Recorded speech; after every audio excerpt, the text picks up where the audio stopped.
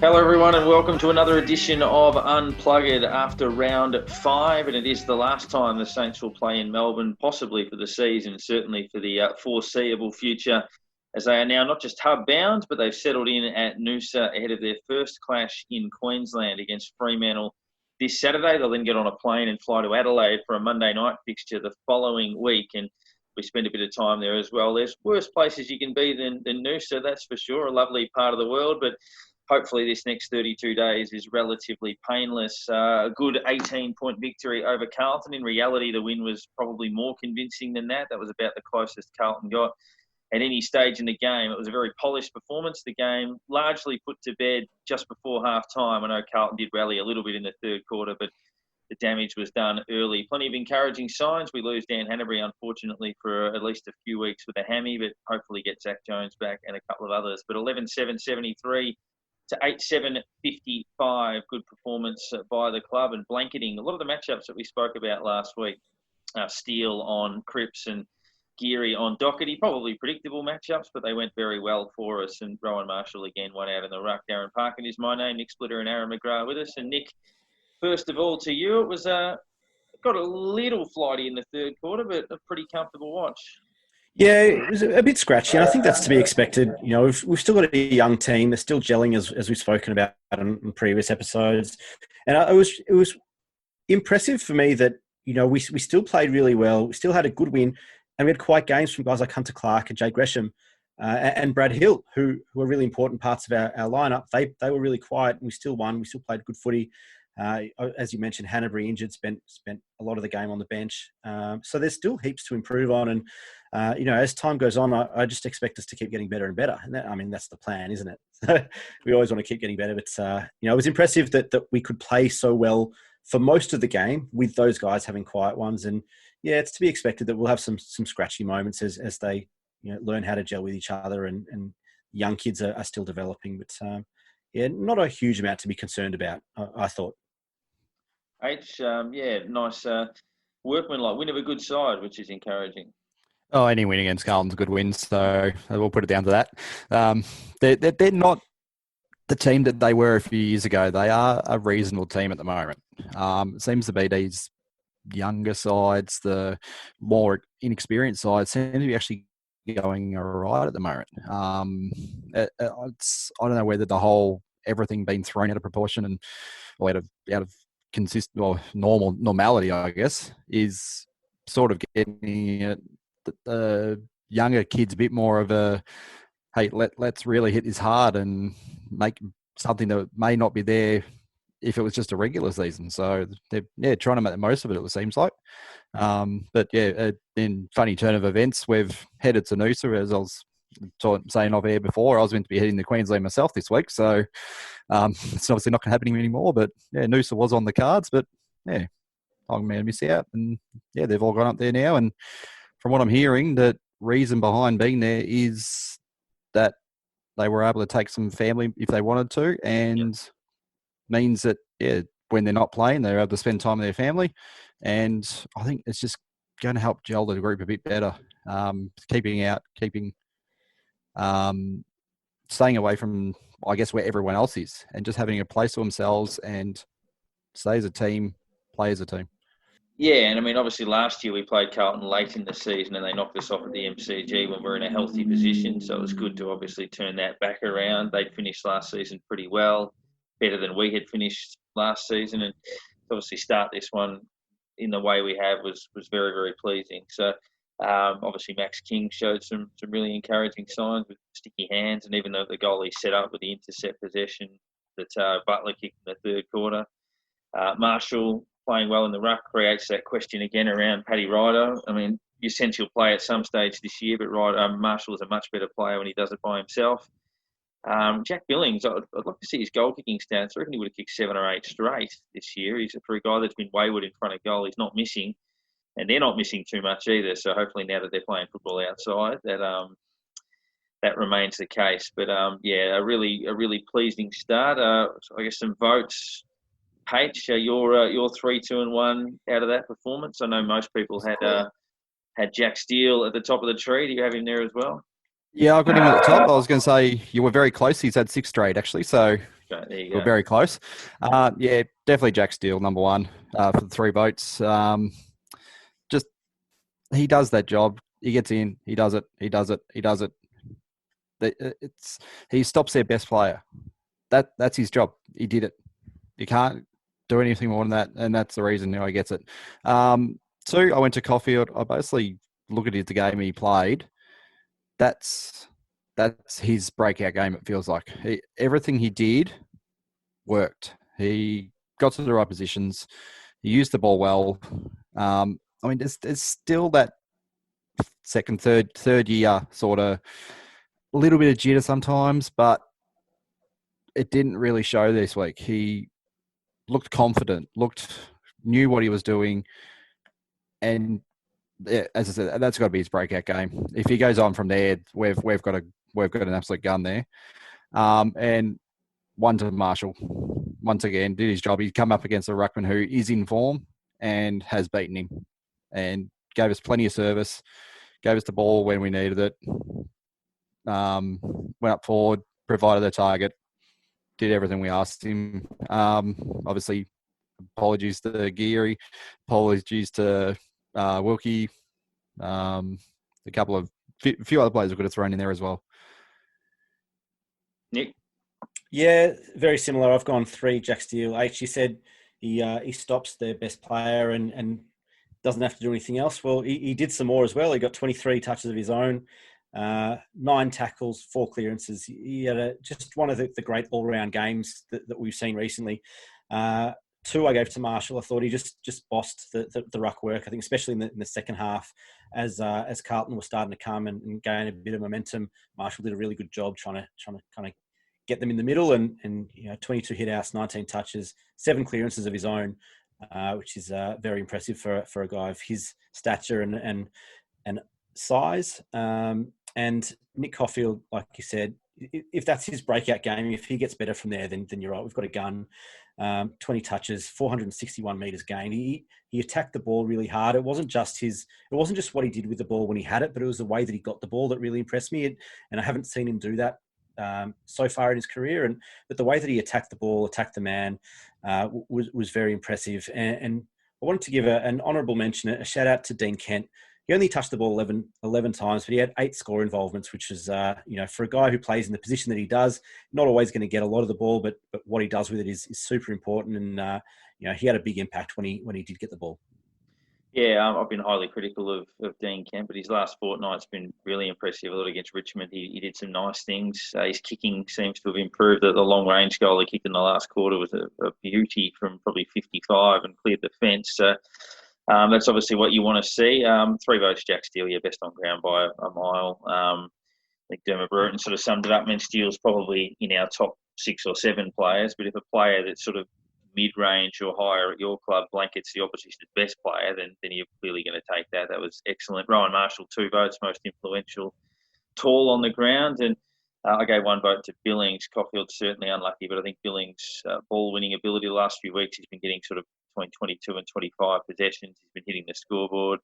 Crucial goal. That goal he kicked on the three-quarter time siren when we were under a little bit of pressure was so important, and the game was effectively over when he kicked that. So honourable mention to Caulfield. Also Geary. I mean, Doherty's such an important player, and Geary's kicked 2 goals on him in the first quarter, blanketed him, could have kicked 4 or 5 with the chances he had. So that was huge. And you mentioned the honourables. So Kel Whip, who I read a stat during the week that he's won 51% of defensive one-on-one contests, which is number 1 in the AFL this year. So I think that probably sums it up. He just doesn't get beaten. So he either wins the contest or he neutralises the contest in defence. So Mr. Reliable as always. And most of the guys were pretty good. Certainly Koch gets a mention, and even Butler played well enough again to sort of be in and around the mix. And Max King would have been sort of hovering around votes at half time. So he should just keep getting better from there. But next stop is Fremantle, which we'll take a look at a bit later on. But it's time for our feature interview today with a former vice captain and former best and fairest winner, Andrew Thompson. Into the space, Zilla attacks it well. Zilla's high ball to full forward, wanting a mark there. Heatley got underneath it. Now Thompson, normally a good kick round the body. It's another one. They just can't miss.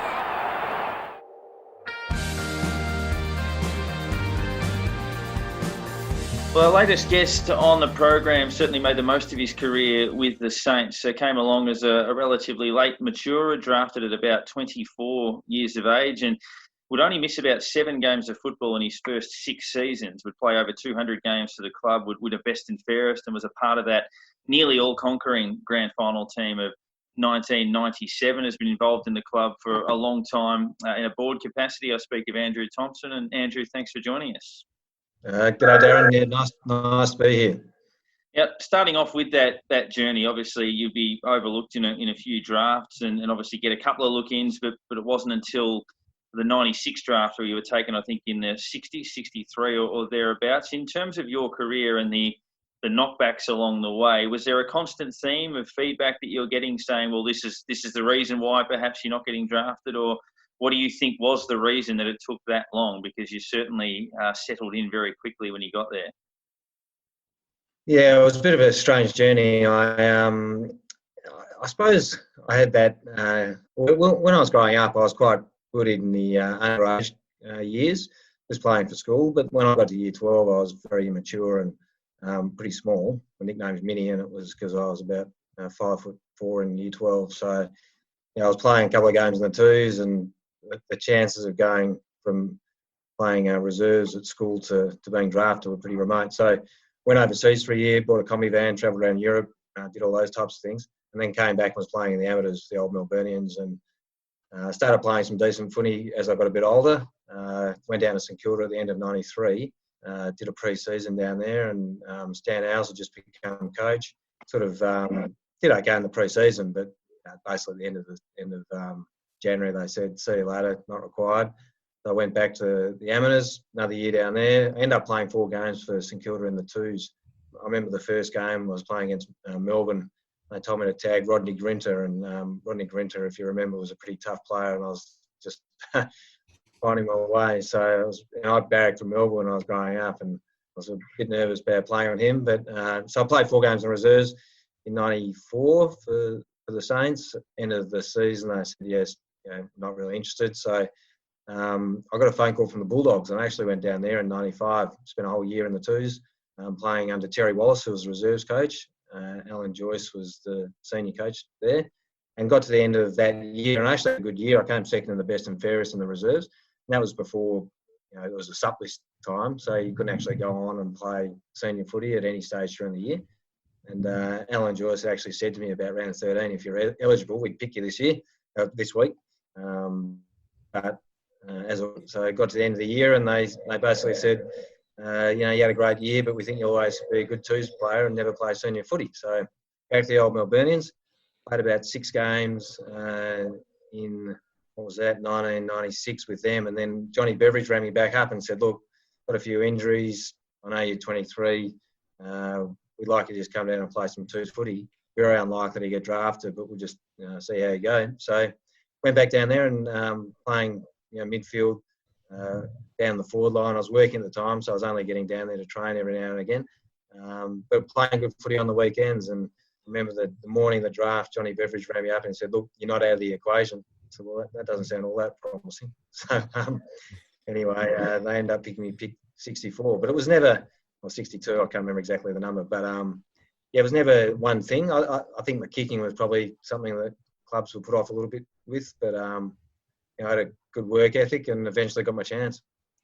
So that whole being drafted at a later age, we've seen quite a few players that have come on at that later stage and basically fit straight into a team. At the moment, we've got Cal Wilkie down there who was drafted as an older player. And is there a bit more determination when you are that bit older to prove yourself that you should be playing, that you've been overlooked previously and you shouldn't have been overlooked? And does it spur you on a little bit more? Well, I think you realise that if you don't do everything right, you'll probably be out the door pretty quickly. My first meeting with Stan Owls was pretty interesting because he said to me, "You're the worst player on our list." So it's not about now that you've been drafted, you've made it. This is the start of the journey. So it was actually something that I always remembered because I walked away from that initial meeting saying, "Well, if I'm going to have to work damn hard to get a chance of playing senior footy." And I ended up playing round 1 in 1997, got dropped straight away, and then eventually got back, I think, round 4. And from then on, managed to play a few games in a row. That 96 draft was pretty good for us. I think we got Maxie Hutchinson in the first round and yourself a couple of rounds later. There's a couple of 200-game players for us in that draft. But what was it like for you guys walking in and seeing, in the locker room, in the gym, you've got Robert Harvey and Nathan Burke, Nicky Winmar, Stuart Lowe, those sorts of guys. What was it like walking into that club at that time? Well, it's kind of interesting for me because I'd spent a bit of time down there previously. So I remember the first time I walked in after Johnny Beveridge had originally rung me up in 93 and seeing Lowy and Spud and those guys standing around the gym. And I just, looking at the size of these guys, and I think I grabbed the bench press and sort of tried to do my first one, and it got pinned to my chest, and someone had to come. I think actually Trevor Poole was doing a pre-season. I don't remember him. He was playing for Geelong previously. He was doing a pre-season. He had to come and lift it off my chest and say, maybe just start with a bit of a lighter weight there, buddy. But those guys, they were just all tremendous players, and fortunate enough to play with them for quite a few years after initially meeting them. But to see, the thing that just stands out, just see their work ethic, and Haas was outstanding in that area, and you always wanted to try and keep up with him and try and beat him in anything that you could, any event that you came up against him in. But they're all just fantastic people once you got to meet them and spend a bit of time with them.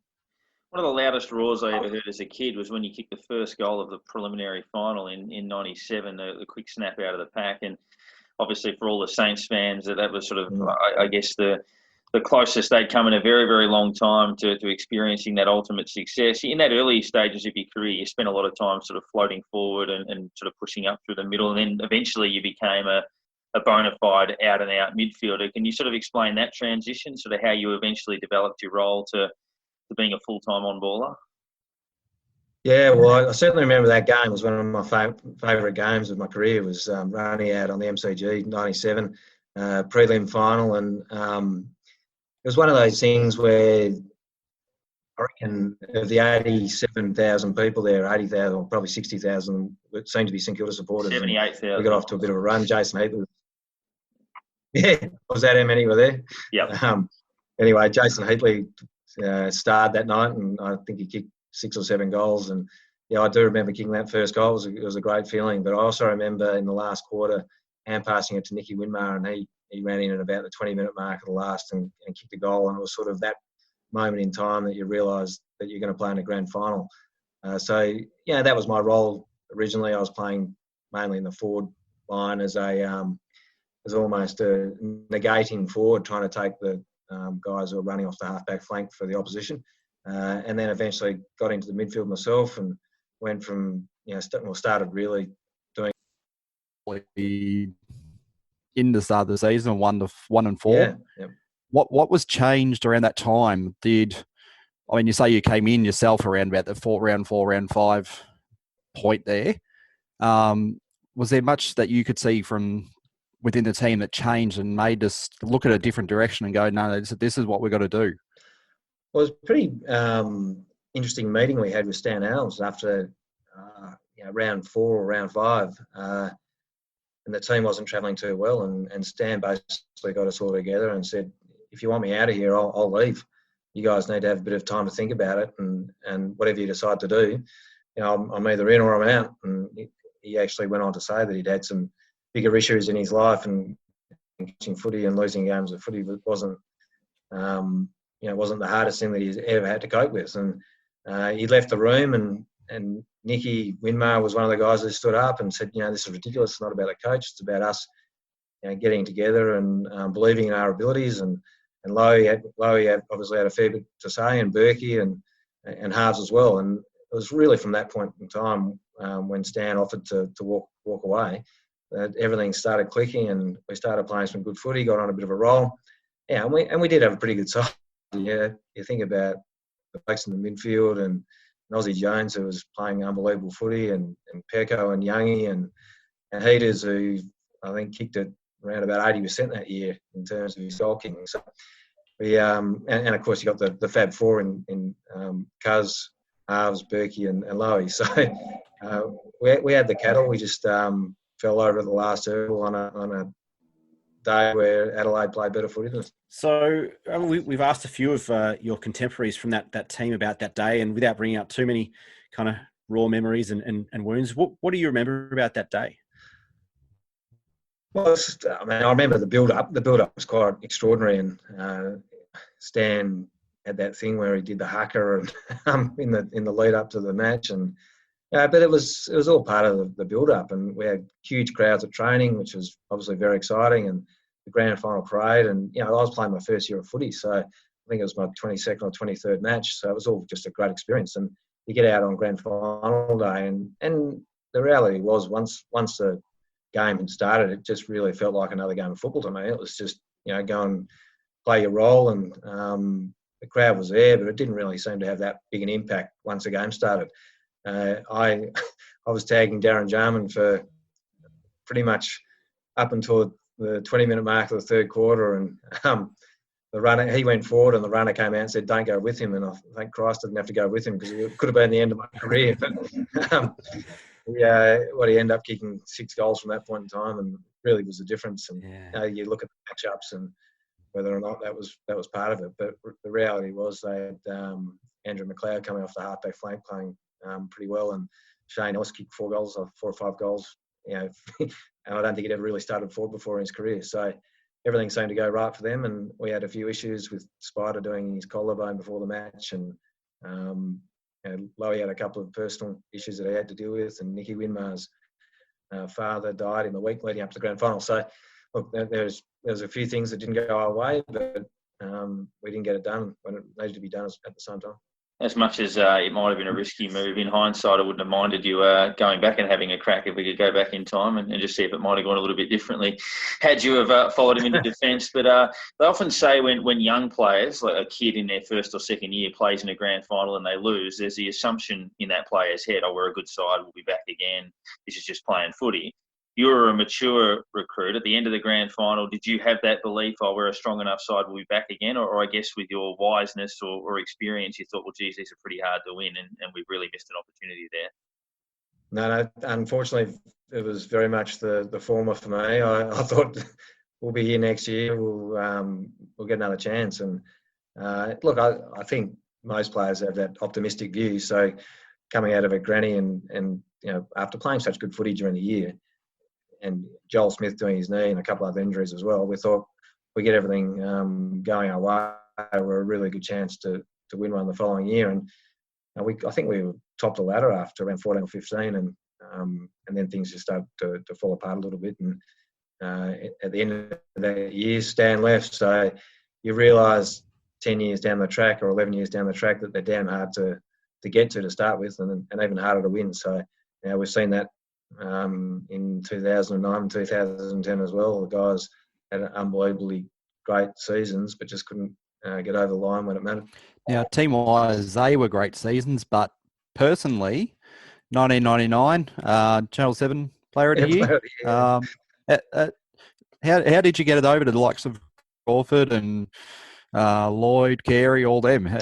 What did you do that won the award? I don't know. I didn't do enough to get the umpires' votes, obviously, but yeah, it was one of those things. I did keep an eye on it as we got later in the year, and I saw that I was very close. And I suppose it was round 22, we played against West Coast over there. We couldn't make finals, and they really needed to win to I think even get in the top four. And it was Luke Beveridge's last game, and he made the most extraordinary speech before he left, and to go out on the ground. The emotion that he was able to bring out of all the players there, talking about what it means to play AFL footy. And I just went out that day, and I knew that I was 2 votes behind Shane Crawford to win the Channel 7 Player of the Year. And 20 grand back then seemed like a lot of money. So I think it was more about Luke in his last game, and the fact that he just was so inspiring when we left the change rooms.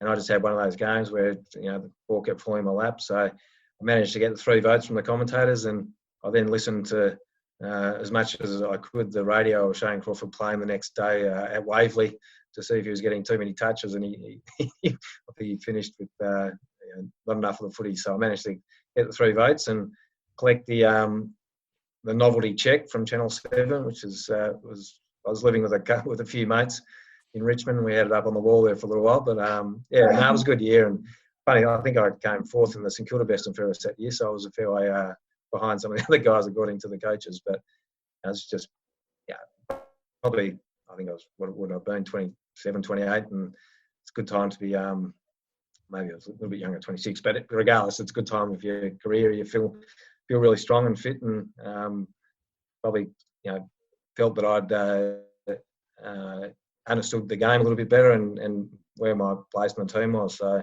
that year was a bit of fun. Speaking of the passion to play footy and individual awards, the next year you actually won the St Kilda Best and Fairest. What does that mean to you to forever be a Trevor Barker medalist at the St Kilda Footy Club? Yeah, look, it's not something I thought about much during my career, but it is very nice to have that now that you're finished and you look back. And I think the only thing I'd say was I won it in a year where the team won 2 matches for the year, so it was a pretty average year of footy.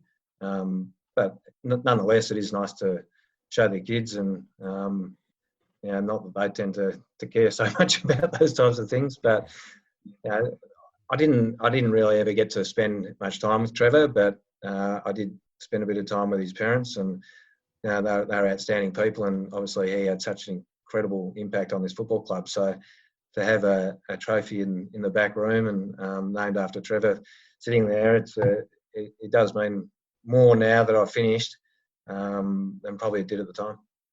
Just a comment on those coaches. So you won a Best and Fairest under Tim Watson. Obviously, you started under Stan. We had the brief stint under Malcolm the following year in 2001, and then Grant Thomas coached you through until your second last year, and then obviously you had Ross. But I guess just a word on the impact of your coaches over the journey. Yeah, well, I think they all played a role. Stan had a very big impact on me because I thought he was a great motivator. He really made you come to training and want to train like the way you play. So I remember him making Nicky Widmer run 10 laps around the oval because he missed a kick, and Nicky was one of the best kicks in the team, and I was probably one of the worst. So I just hand passed a lot that session. But he was really intense person. He used to try and get players to tell jokes before training just to try and lighten the mood a bit. But he really did have a big impact on my career, and I think a lot to the way he went about it to start with. And Tim gave me the freedom to play in the midfield, and I probably played my best footy under Tim. I think he was a sensational person. I really enjoyed spending time with him, and I think he was had a good footy brain. He probably just didn't have the courage of his own philosophies, and he had a lot of people when things didn't go as well as they perhaps were going early in the season. And, they started tailing off a little bit in the middle of the season, and then got worse from there. He probably was listening. In my view, he was listening to a lot of different opinions, and the way we were playing early in his coaching career, he probably should have just stuck with that and believed in it. Malcolm wasn't there for very long. I still got more stories about Malcolm Blight than probably any of the other coaches, because it was just fascinating to see the way he went about doing things. And then Grant was just had an incredible ability to motivate a team. He'd make players, almost run the proverbial brick wall for him. But he just had an amazing ability to bring the whole team together and want to spend time with each other. And he was the coach who introduced those overseas trips, and I think we got a lot out of that. But even just going to his house and having the barbecues that he used to put on almost on a weekly basis, and getting the guys to spend time and appreciate each other. It didn't mean you had to be best mates with the other players, but at least you could actually go and have a barbecue with them, enjoy each other's company. So he was very good at that. And there was that time in 2004 and 2005 where we were playing pretty outstanding footy, and Matt Rendell was his assistant. And I think that was some of the more enjoyable times of being out in the ground when you're at Etihad, or whatever it was called back then, whatever it's called now, kind of Marvel Stadium. And the whole wing was cheering, and Fraser's kicked his 9th or 10th or whatever he was up to, and Rue was doing what he was doing. It was a pretty special time. But once again, we got a few injuries leading into the finals and didn't quite get there. And look, I only spent one year with Ross, but clearly tactically brilliant. Very big on defence, and a straight shooter. You knew exactly where you stood with him. And I remember getting on the bus after playing against Port Adelaide. I was starting to struggle, I had a knee injury, and we just lost over there, and walked on the bus, and he was sitting up the front. He just said, "You're done." So, right, yeah, that was pretty much the end of my career. So he did put me back in once or twice, but you knew where you stood with him, and you just look at the way the guys talk about him now, and they've got a huge amount of respect for the way that he went about it. Now, going back to Malcolm, there was one incident that I actually do remember, as I actually witnessed it myself. I was always one to wait back a little bit and wait for the traffic to get out and sort of wait around a little bit. And all of a sudden, we were just sitting there, and then out come all the players again. And then we're looking over, and then Malcolm sits you all in the centre circle. And I was thinking, what's going on here? What did he sit you down and tell you? Yeah, it was an interesting night. So we used to actually go into the rooms and then come back out and do a cool down. And, it was part of the fitness guys decided that was the best way to do it rather than doing it around the change rooms. So we're out there and we're doing the few run-throughs, etc. And then Malcolm came out and he basically made us all sit in the centre circle. And when you got 22 blokes trying to sit in the centre circle, it's pretty tough. The guys were sitting on each other's laps, and and we didn't know where this was going. We're looking around trying to figure out what he's going to say. And he actually, once we'd all sort of managed to manipulate ourselves into the centre circle, he said, "Look, we're all in this together, and I'm not going anywhere. We want to turn this footy club into a great footy club, and it's important that you all understand that." He then, on I think the Monday or the Tuesday night, he went, got a whiteboard, and he basically put out everything that he'd achieved in football, and he ticked every box. So, Coleman medal, Brownlow medal, best and fairest All Australian. When ticked them all, and then at the end he had, sacked, and he put a big circle around it, and he said, "I'm not ticking this box," and he got sacked the next day. So it was better. But I remember going to that press conference. I was vice captain, and it was, I don't know, there must have been 150 press all turned up to witness Malcolm getting sacked, and I was sitting on the edge of the table just hoping they weren't going to ask me any questions. And I got through unscathed, so I think Harves had to say a bit, but I was far enough on the side not to be asked. So I was quite happy with that. Tom, the type of player you were, tough in the clinches, hard at it, chasing your man, chasing the ball. You seem to get yourself up for big games. Is that something that you prided yourself on? I mean, look at the preliminary final against Port in 2004, 20 touches, 8 tackles. Similar story in the qualifying final against the Crows the next year. Was that something that you really prided yourself on in terms of getting yourself up for those big games?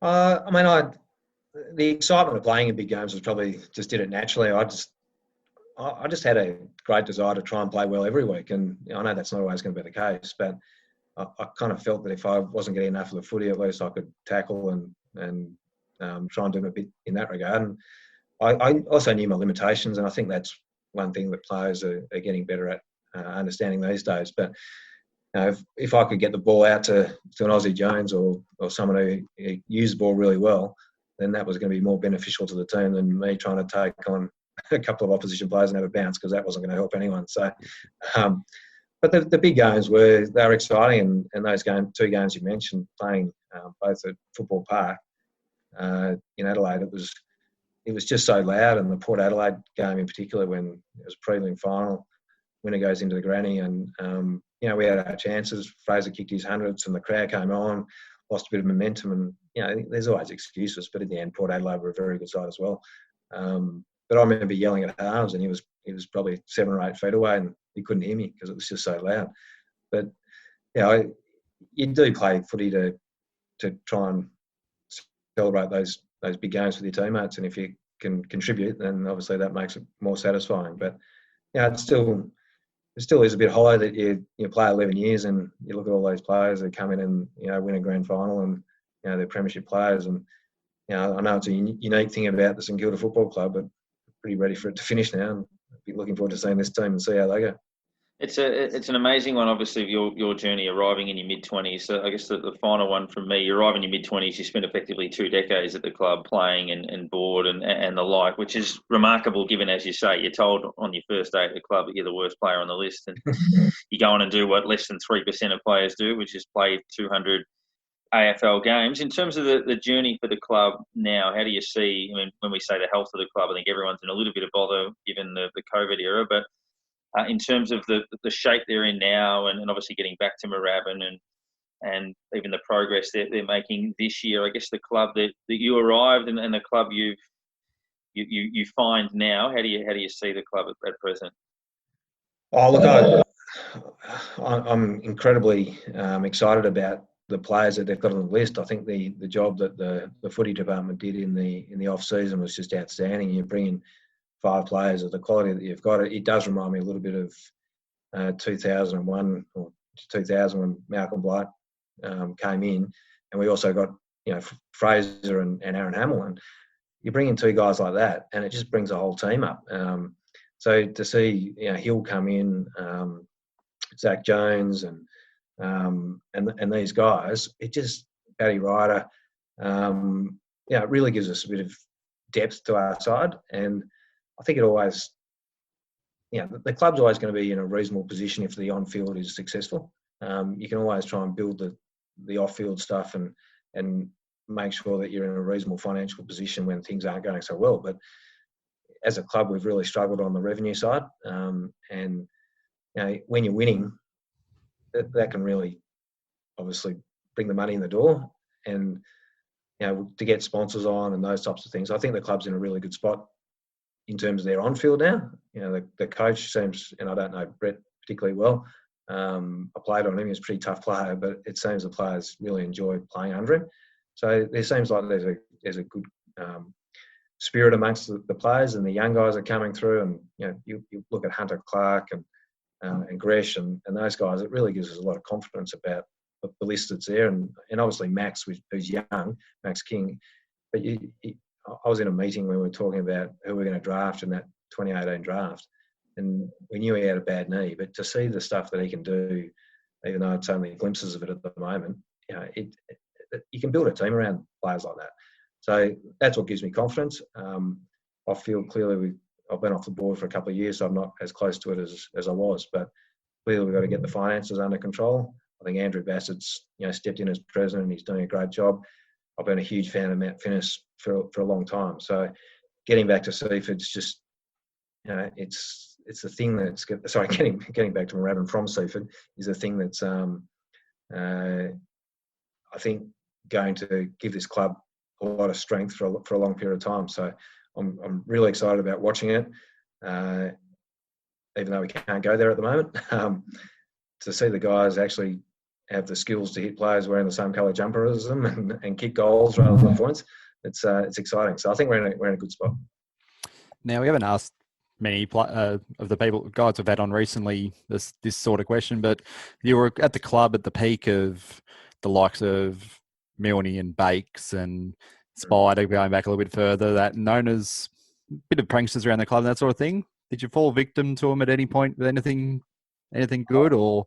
Well, I was actually I was fortunate enough to be the host of Saints TV, which is probably not going to be one of the highest rating things on YouTube these days. But we did do this thing which is called Saints Scared, and Milne and Bakes were the two guys who were the participants, and I was just the host. So I used to do the most ridiculous stunts that you've ever seen, including going to the physio room and putting the TINS machine, which is a machine which puts electric currents through your body to try and help stimulate recovery, and they're putting it in some reasonably sensitive areas and turning it up as high as they could to see you could stomach the pain for as long as possible. And it was all on film. So the fact that I was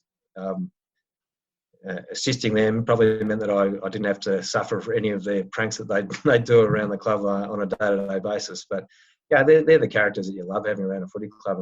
And Spider, I speak to on the odd occasion, and I know he's up in Queensland now hosting breakfast radio. But he was an unbelievably great ruckman, and to be able to sit there at centre bounce, he'd be singing the opposition theme song as the ball was being bounced, and then flipping over his head as Harves would be running past. And we used to have this thing called the Harvey ball, where it looked like he was going to hit it one way and then he'd flip it back the other way. And he was just so talented, and then he could go forward. I remember he kicked 9 goals, I think, down at Geelong. And so they're the guys that you love having around a footy club, and Bakes and Milne are obviously part of that as well.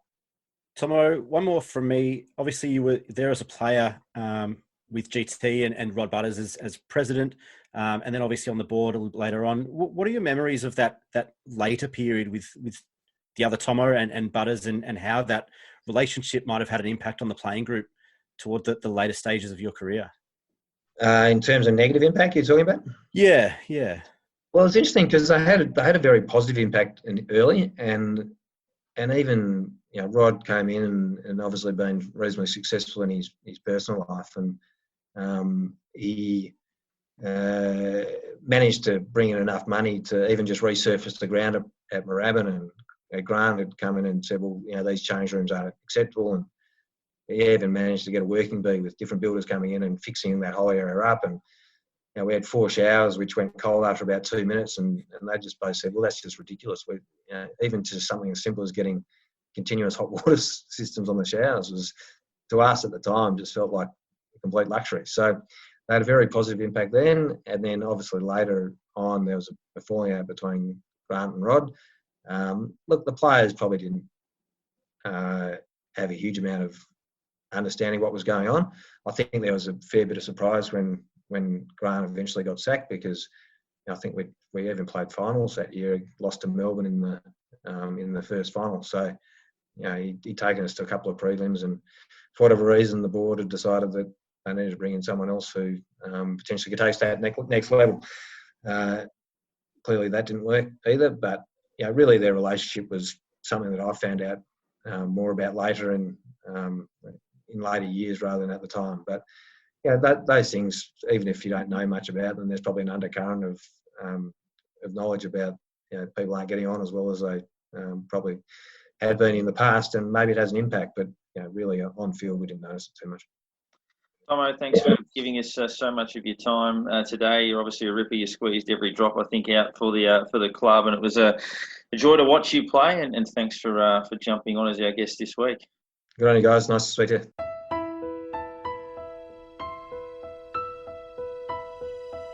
Well, for some Saints fans, this weekend does represent a return to watching the club live. Whilst we languish a little bit here in Victoria, unfortunately, it is bright sunshine in Queensland for more than one reason. Obviously, St Kilda taking stock in Noosa ahead of their clash with Fremantle at Metricon Stadium this week. We've got Beverley and Murray Browne from the Queensland Saints supporters group, the official supporters group for the Saints in the sunny state. And it is great that some members will be able to get along this week. But guys, thanks for joining us, and we are very envious. But I'm sure you're delighted to have the club in your state for a while. Yes, for sure. Thrilled. Thrilled. Waited a long time for a game. So how long have you guys been, a part of, or how long has the group been there with your involvement up in Queensland for the St Kilda supporters up there, of which there are quite a few? Yeah, we we started Bev and I moved up here from Melbourne in 1990.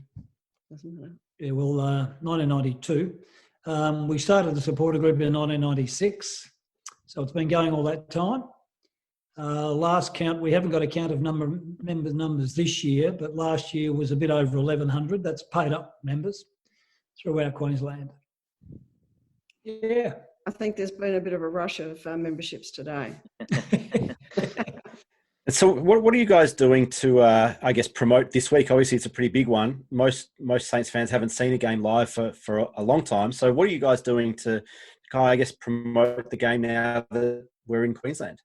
Facebook, just going on all the various Saints Facebook pages, promoting it. Everyone knows anyway that obviously St Kilda are up here and they just want information. So it's an easy promote. So we're just, making the most of it. Do you often get to talk to the club and work with the players and get them to help you out in that sort of aspect of it all? Get him to promote when we do have a game up there, because it quite often doesn't happen. Do they help out in that way with getting the word out to the locals? Yeah, no, they're good to work with. There's always a function. Whenever St Kilda play up here, there's always a function. And we have contact with them. They help us set up a function, whether it be on the Gold Coast or in Brisbane. And it's always been that way. So, yeah, it's been good. When you've had some of the Queenslanders up there playing, so a Sam Gilbert, David Armitage, Max Hudson in the past, Roo, even though obviously it's Queensland via Tasmania, but do you generally get a lot of special representation from those sorts of guys, the locals, when it comes to these events? Yeah, very much so. And all of those guys really embraced us as well, particularly in the early days when we were getting started in the late 90s, when the club was doing really well. I think they felt a special affinity with us. And there was a few more, there's been Armo and a few over the years. But yeah, I think that's a special spot for us, and they're always very obliging. We would have pre-match or post-match functions, be it on the Gold Coast or in Brisbane. Obviously on the coast when the Suns came along, and quite often would have the entire team and a couple of coaches, usually not at a pre-match, but at a post-match. And those local players were terrific, and the people really gravitated to them. But bear in mind, most of the Saints supporters up here are ex-Victorians or SA or WA or Tasmanians. There's very few true Queenslanders born and bred here that follow AFL for obvious reasons. What was the impetus for you guys to start Queensland Saints? You said you moved up there from Melbourne and then started the group. How did that process take place? Yeah, that's a very good question. Bev and I have been discussing all these last 23 years, the last day or two, so we knew our facts for you.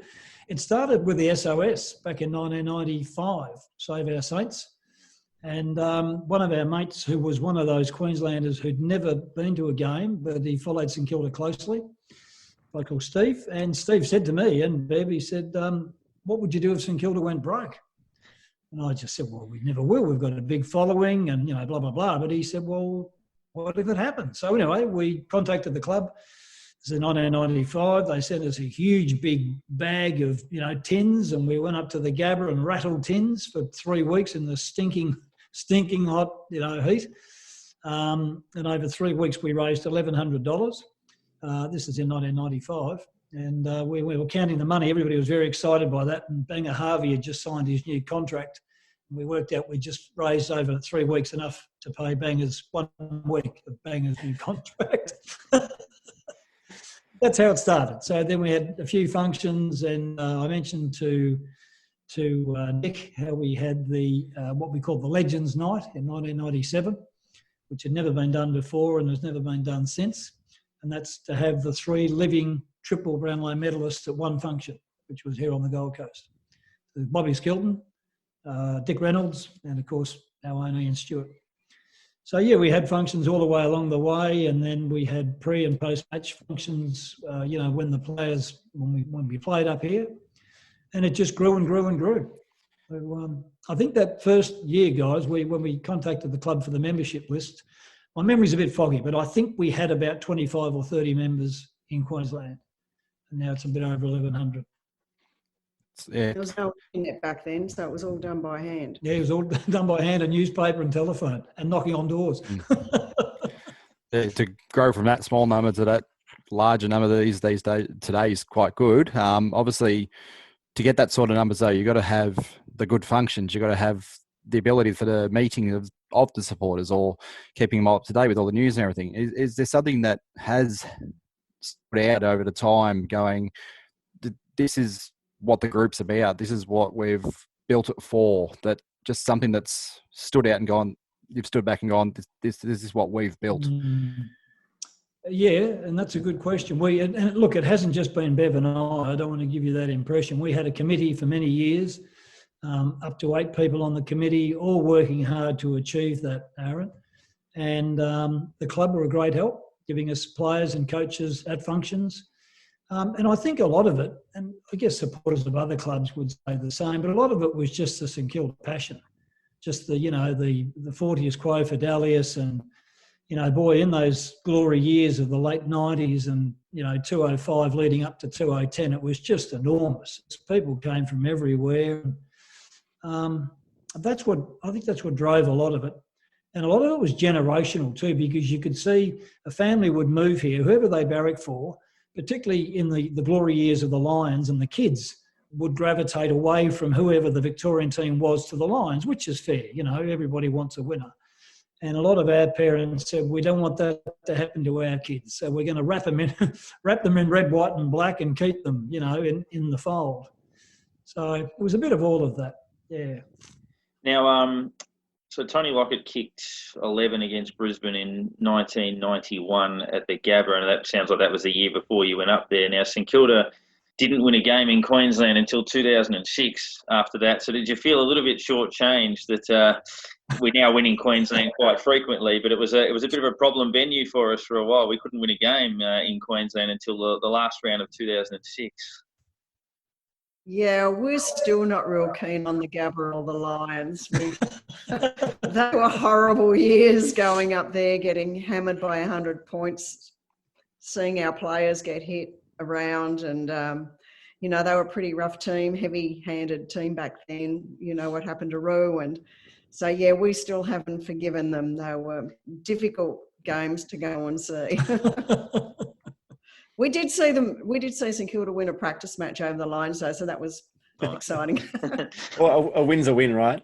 Exactly. Got to take it when they come. But exactly. So what's it like now? Obviously, the boys are up there. What's the weather like? We're all, here it's bloody cold, it's freezing, grey and wet, and everyone's stuck indoors, I guess, luckily or unluckily. But what's it like up there for you guys? Well, it was 22 degrees today. I probably shouldn't say that to you.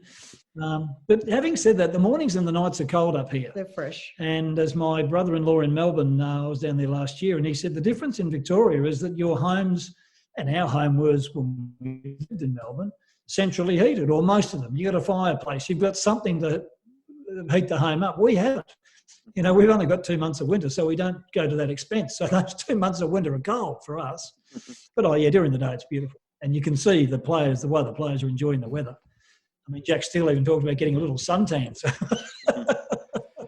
Yeah, I think it's been 22 the last 2 days here combined, that is actually. So,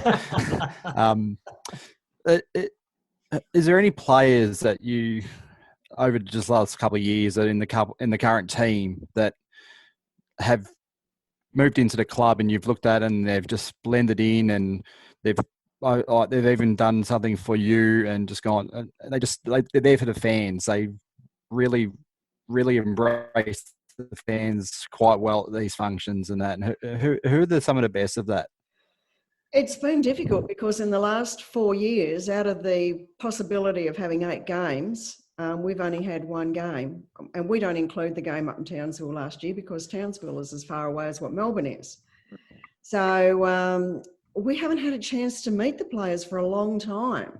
So that's why we're just craving to be able to go and see them. Not that we'll have the opportunity this time either because of obvious restrictions. Jack Steele did send us a message when the first lockdown happened. But really that's been the only contact of late, just only because of lack of games up here. And just as I guess a final one from me, a standout memory for you guys over that journey. I mean, we spoke about the wins initially were few and far between, but they've come on obviously quite strong since then. There's been some significant results up there, even particular functions, particular games that stand out. What's been your most rewarding day, I guess, out of this journey? A couple of highlights for me. We had cocktail parties with the players. They did training up here 2 years in a row, which was 2008 and 2009. They were fantastic functions because we had a lengthy period of time with the players in a relaxed atmosphere where they didn't have to go off and play football.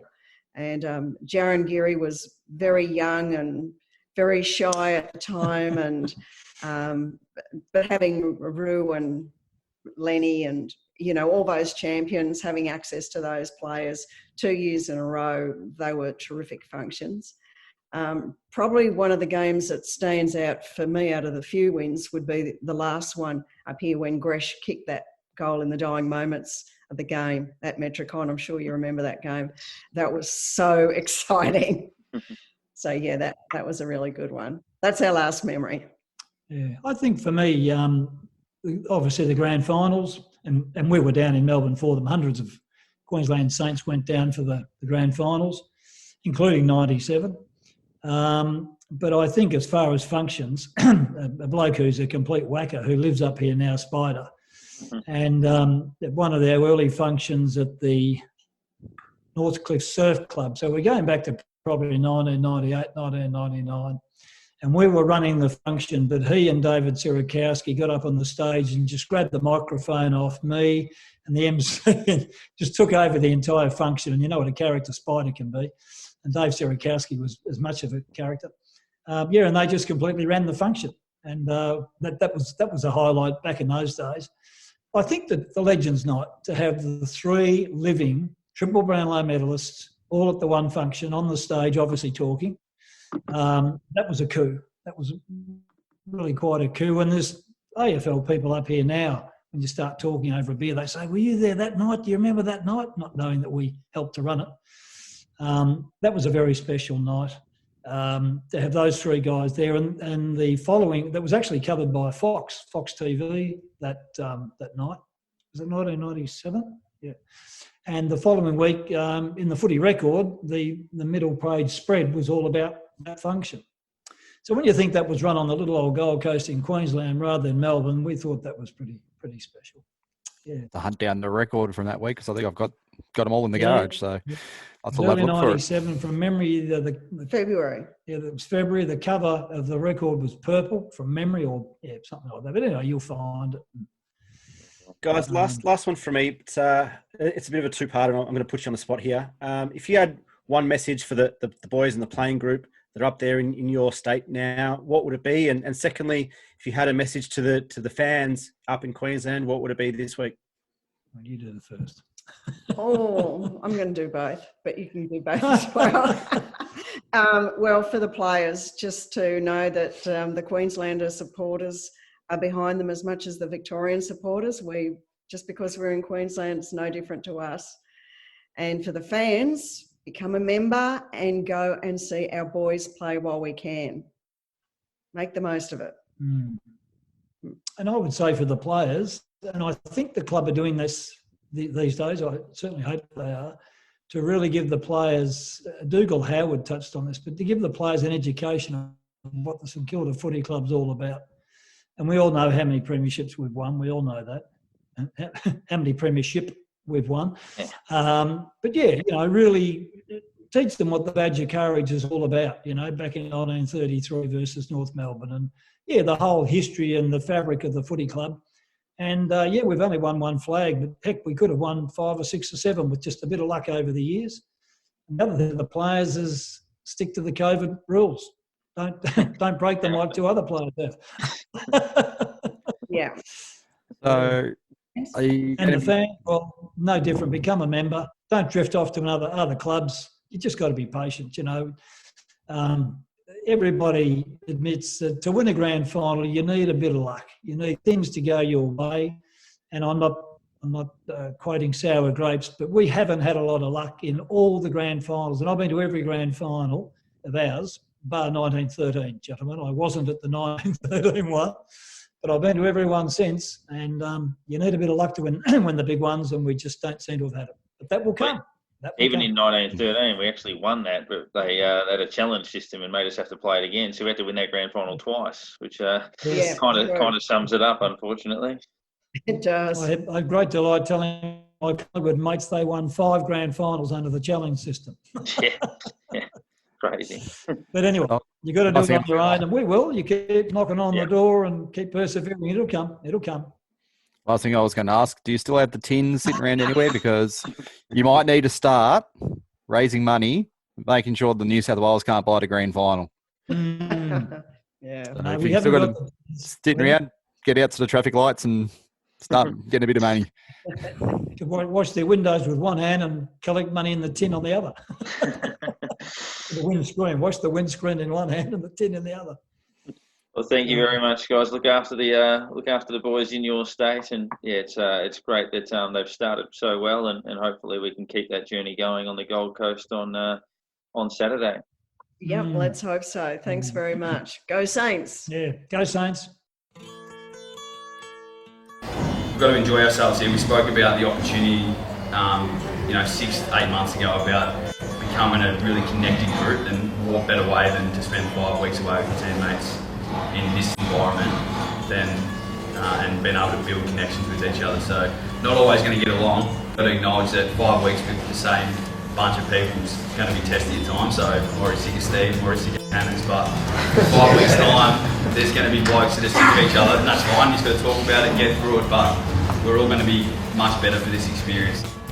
We've come here to perform. It's a high performance hub, so make sure you prepare really well to perform. Because if we perform really strongly, it's going to give us a really good opportunity to enjoy each other's company. Enjoy ourselves, continue to prepare to win games of footy, that's important, and make sure we're really grateful for the situation we're in, grateful for the people that are here to help us out.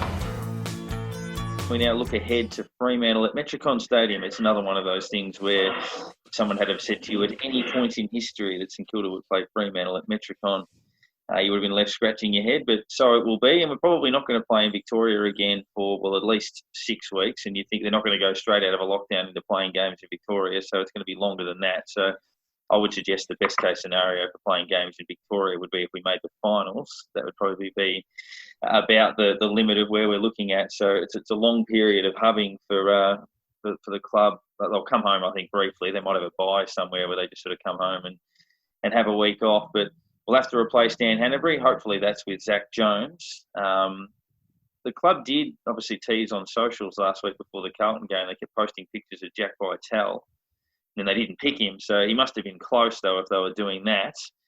But, you'd think that Jones for Hanbury is the logical first change. Yeah, I think if you'd said to us probably even 2 or 3 years ago that we'd be playing Freo at Metricon, you'd probably say under the guise of being the Gold Coast Saints or some sort of merger or takeover or something. We sold a home game or something. Yeah. We need a lot of money. Yeah. Yeah, exactly right. So it is strange, but you do what you got to do, and it's great as you said earlier to have all the families and then the kids and wives and girlfriends and stuff all up there with the team. I think it just speaks to the passion that the guys have at the moment for playing under Rats and playing for the club, that they all want to be there and they're all kind of giving up their life to be there to play games for St Kilda. Even the guys that aren't in the team are up there. So that's really impressive.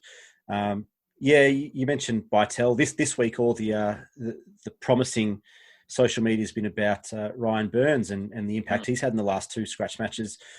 So really interesting. I think, like you said, Zach Jones is the obvious one. It wouldn't have gone out if he hadn't had that little niggle, but I think it's kind of like for like with Hanbury. You bring him in, he adds that extra bit of grunt and power in the midfield. Can win his own ball. He can play on the outside and provide some speed around the wings and off halfback. So, I think that's the obvious one. But yeah, it's nice to have some of those young kids that we haven't seen before, Vitale and Burns, kind of knocking the door down. It's going to be interesting to see what they do and what they're able to do. Kind of, are there going to be scratch matches up there? What's the plan for those guys that aren't getting a game week after week? But Paddy Ryder still in the twos or whatever it is. Shows how well Marshall's going when an All-Australian ruckman can't get a game, and really interesting to see what happens there. Like you said earlier, I think he will play more this year, but it's just a matter of when and matchups and that sort of thing. But Jones in, Hanbury out's the obvious one. I think that's possibly part of the reason behind wanting to move pretty much the whole club up to Queensland is the fact that, hey, they might come up and play against a Queensland team or something as for the reserves. Just to get some sort of match practice in case we do have a few players fall over or something. And but I assume there's probably going to be a couple of games organised between the teams, or the AFL will sanction a couple of reserves games or whatever as well. And I mean, even if they're just playing a 10-on-10 half ground match or something against each other, just tell them go for it. Show you haven't got much opportunity to show us that you want to be in the team, but this is your opportunity. So it's a really hard one to go, who's going to come in, who's not going to go, who's doing that. But it feels like we've really set up a full-on hub. So to go, okay, we're up there. This is what we're doing. This is where we are now. Allowing the families in and that sort of thing. Just setting up, going, we don't want you to feel like you need to go home. This is our home for the moment. And just really, really hit it hard and go for it. Yeah, and I mean, the AFL's probably clarified rules or in the process of clarifying rules, but I think there's 5 or 6 teams hubbing in Queensland. So I know Carlton and a few others are up there, and even Brisbane and the Gold Coast themselves have got reserves teams. So whether you hit them up, I know Brisbane and Gold Coast are clearing out. They're playing in Sydney this week, but whether you hit up those sides and just say, look, you haven't got a NEFL comp, we haven't got the BFL.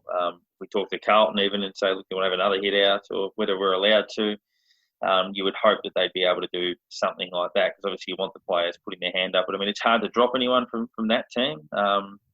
Clearly, you have one forced change, and as we said last week, I think our injury list consists of Dunstan and Hanbury plus Jones, who should hopefully be right. If he doesn't play, then that's when you look to one of those kids. But if Jones replaces Hanbury, it offsets that loss, and then you can't see anyone else getting dropped. I mean, as you said earlier, Nick, probably our poorest contributors on the day were probably guys like Gresham and Hill, who are safe as houses in that lineup. So, I mean, Dean Kent would be a vulnerable one, but he's played well enough to survive in the last couple of games. So that will continue. Jack Loney keeps doing his job. Even on the weekend that he didn't score, but he had 16 or 17 possessions and some good forward pressure acts. So, yeah, they'd probably be the changes from Fremantle's point of view. So Griffin Lowe played probably his best ever game for Freo last week. He's out with an injury. Jesse Hogan's been struggling, but he's out for a couple of weeks. He makes their structure better, though, when he's there, when you've got Hogan, Taverner and Lobb. So Taverner and Lobb will be the 2 key tools. Hopefully Fife doesn't come up, but it looks like he might. But logically, Steele goes to him. I mean, he's one of the best players in the comp, so that's another challenge. But hopefully, Brad Hill coming up against his old side, it might be the spark to have him reach his peak form. But Fremantle have been pretty competitive in all of their games. They probably lack the polish to win. Obviously, they lost narrowly to Essendon and Brisbane, and Port got them fairly comfortably, and then the Gold Coast got away from them. And then obviously they beat Adelaide last week in a pretty ugly game. But they look like they're playing competitive, honest football, but hopefully don't quite have the weaponry to cause too much damage. But yeah, it's not an easy game because of that, because they've been staying close to sides. But hopefully we can, if we bring our effort or our output from the Richmond and Carlton double, then hopefully we've got enough for them. Well, it's going to say the thing on their side is that they've also been there for a few weeks too already. So hopefully they're thinking about I'm a bit more I'm a bit more confident having played at Marvel last week. If we'd gone from an MCG match up to there, it would be feeling a little bit different because, I mean, under the roof, it's similar sort of hard ground, similar dry conditions, that sort of thing. But yeah, it's really got it's completely different field that we're going to be going out into for this game. So hopefully, I don't know whether they're possibly getting a little bit sore playing on the harder ground after a few weeks or not, but yeah, we've got to really take out the fact that they have been there for a few weeks now. I mean, Fife's the big one because he's really is their barometer and their X factor. I mean, he's probably the best player in the competition when he's fit and healthy. He's so important to how they play, and for us, it's really important because so much depends on that matchup. Does Jack Steele go to Nat Fife if he plays? Prior to Cripps, Steele had kind of been playing a bit more of his own football rather than trying to be accountable for a certain player or go back to that tagging role that he's played for the last couple of years. So if Fife plays, do they keep Steele in that role that he played last week and put him on Fife, or do they let him go win his own ball and try and make them accountable for him? I don't know. If Fife doesn't play, it's a lot easier decision because Steele has shown so far this season how good he can be when you let him loose and let him to play offensive attacking football. So it's a really big one for obvious reasons. But like you said, I think that there's a couple of ways this can go because they are used to the conditions now. And hopefully, like you said, Parker, they're thinking about going home. They've been away for a while. They want to go home. And maybe they're a bit sore from the hard ground, but you never know. It's just interesting to see the kind of the mental and emotional output from these clubs. Our boys look and sound like they're up and about, and they're really to be up there and playing footy. Freo, for a little while, we're a little bit like that, but have kind of, they had a win on the weekend, which has been really important for them. But I think overall they seem a bit down. So it's going to be interesting to see which Freo turns up. If we can get our away form, we're pretty good at Marvel, but away from Marvel, we've been a bit iffy. So, if we can get that up and running, then, we're going to be hard to beat. That's for sure. That's right. So it's Saturday, the early game, 12:30. I think it's at Metricon Stadium for that one. And then we've got a Monday night game the following week against Adelaide. It's an important fortnight. Obviously, the St Kilda are going to start favourites in both games. We sit fourth on the ladder at the moment. So a long way to go. But in saying that, we're a third of the way into the season already. 17-game season, 5 games down. So you're just about a third of the way through. So we can capitalise. It's obviously one game at a time, but if we can capitalise this week and give ourselves a nice platform to build into whatever the rest of the season looks like, because it's going to be a lot of travel and got some good teams to play. So hopefully we can tick a box this week. But good luck, guys. I'm going to say we've always been sort of talking about the prospect of meeting up to watch games. Not going to be able to do that for a little while. So we'll be watching games in isolation from our Victorian prison, but the guys are up and ready to go. As you said, there's worse places to play than Metricon. But go Saints, and fingers crossed it's 3 in a row. This has been Unplugged, and a reminder that if you are a carnivore that lives in Melbourne and hasn't been to Marbled Meat, you are missing out. That's the type of feedback Marbled Meats receives from their customers. That review is currently on Google Reviews, so go on, get onto Google, type in Marbled Meats East Bentley, and you can see it all for yourself. Whether it's a porterhouse or pork belly, poultry or even pet treats you're after, Marbled Meats has you covered with all of that and more. Head into store at 291 Chesterfield Road, Bentley East. You can order online as well with our promo code PLUGGER, which will get you 10% off your order and free delivery on any order over $80 to a ton of locations around Melbourne and the Mornington Peninsula. So stock up your meat supply, marbledmeats.com.au, promo code PLUGGER for 10% off and free delivery. Bringing that classic butcher back to the suburbs of East Bentley, it's Marbled Meats.